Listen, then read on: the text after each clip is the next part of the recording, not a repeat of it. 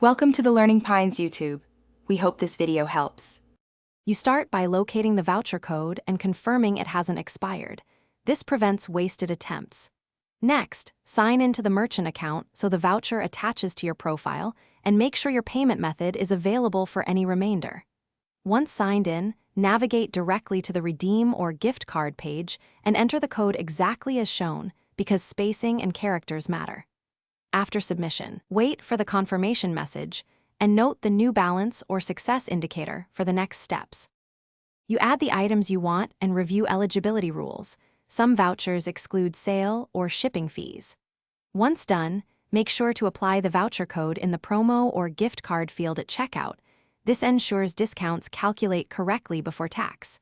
If the voucher covers only part of the total, select a secondary payment method for the remainder and confirm split payment. Also double-check currency and country restrictions, because an unmatched currency can block redemption.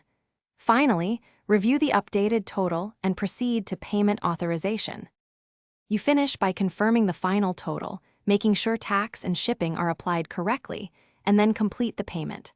Once the order is placed, save the email receipt and check your account to see the updated gift card balance or transaction history. If something goes wrong, for example, the code shows invalid, verify every character, remove spaces, confirm the voucher is for this merchant and not expired. If it still fails, contact customer support with a screenshot and order details for a quick resolution. Thanks for watching. Consider subscribing if we helped you.